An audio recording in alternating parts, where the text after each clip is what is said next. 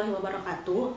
Perkenalkan, nama saya Disa Novira Fikadara, NPM 100416097. Saya dari Fakultas Hukum, Prodi Ilmu Hukum, Universitas Islam Bandung.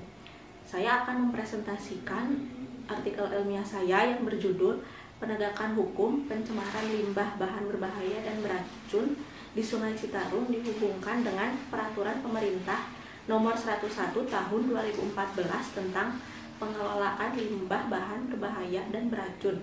Studi kasus putusan nomor 74 Pitsus LH/2018/PN-BLB. PT Sinar Baskara Sejati merupakan pabrik tekstil yang menghasilkan limbah padat dan juga menghasilkan limbah cair. Limbah cair tersebut mengalir ke daerah aliran Sungai Citarum melalui saluran irigasi sawah. Limbah cair yang dibuang tidak memenuhi baku mutu air limbah yang telah ditentukan. PT Sinar Baskara Sejati sudah pernah dijatuhi sanksi administrasi tertulis sebanyak 2 kali dan sanksi administrasi paksaan sebanyak 1 kali. Namun sanksi tersebut belum dilakukan secara optimal. PT Sinar Baskara Sejati telah dijatuhi pidana denda sebesar 1.500.000.000 tanpa pidana penjara. Identifikasi masalahnya, bagaimana pengelolaan limbah B3 berdasarkan Peraturan Pemerintah Nomor 101 Tahun 2014 tentang pengelolaan limbah bahan berbahaya dan beracun dihubungkan dengan pencemaran limbah B3 Sungai Citarum di Kabupaten Bandung Barat. Dan yang kedua adalah bagaimana penegakan hukumnya apabila dihubungkan dengan putusan nomor 74/Pitsus LH/2018/PN-BLB. Hasil penelitiannya yang pertama, pengelolaan limbah B3 berdasarkan Peraturan Pemerintah Nomor 101 Tahun 2014 tentang pengelolaan limbah bahan berbahaya dan beracun dihubungkan dengan pencemaran limbah B3 Sungai Citarum di Kabupaten Bandung Barat.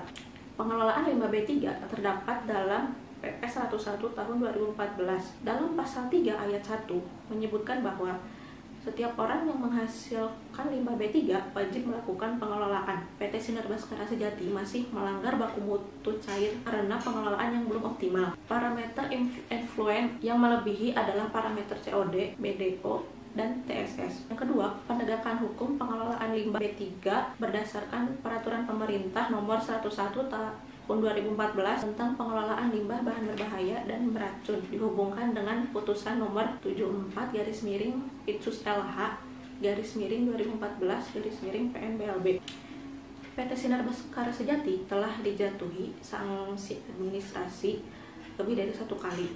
Namun setelah keluar hasil uji lab, ternyata PT Sinar Baskara Sejati masih melanggar baku mutu karena tidak menjalani sanksi administrasi secara optimal. Maka dari itu PT Sinar Baskara Sejati dijatuhi sanksi pidana. PT Sinar Baskara Sejati hanya dijatuhi sanksi pidana denda sebesar 1.500.000.000 rupiah tanpa adanya pidana penjara. Merujuk pada pertimbangan hakim, tidak ada bukti kerusakan yang mengakibatkan kerugian lingkungan dan masyarakat. PT Sinar Baskara Sejati juga telah memasang instalasi pengolahan limbah yang baru. Bisa disimpulkan bahwa pengelolaan limbah B3 berdasarkan Peraturan Pemerintah Nomor 101 Tahun 2014 tentang pengelolaan limbah bahan berbahaya dan beracun harus dilakukan dengan cara mengolah limbah B3 sebelum dibuang ke Sungai Citarum. Pengelolaan limbah bahan berbahaya dan beracun atau B3 sebelumnya sudah diatur dalam Undang-Undang Nomor 32 Tahun 2009 tentang perlindungan dan pengelolaan lingkungan hidup yang menetapkan kewajiban pengelolaan limbah B3, yaitu meliputi perencanaan, pemanfaatan, pengendalian, pemeliharaan, pengawasan, dan penegakan hukum. Sanksi pidana yang telah dijatuhkan kepada PT Sinar Baskara Sejati melalui putusan nomor 74/Pitsus LH/PN-BLB tidak sejalan dengan Undang-Undang Nomor 32 Tahun 2009 Pasal 100.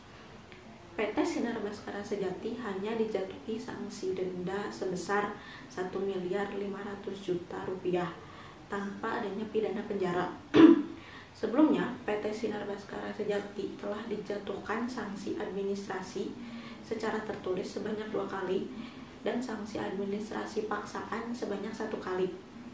Namun, sanksi administrasi tersebut belum dilakukan secara optimal. Saran saya adalah sebaiknya pemerintah melakukan sosialisasi peraturan kepada masyarakat, termasuk melakukan penyuluhan tentang bahaya limbah B3 dan memberitahu cara mengelola limbah B3 dengan benar.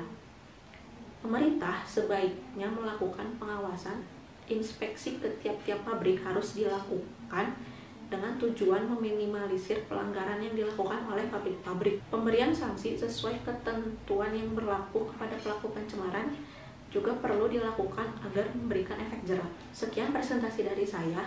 Wassalamualaikum warahmatullahi wabarakatuh.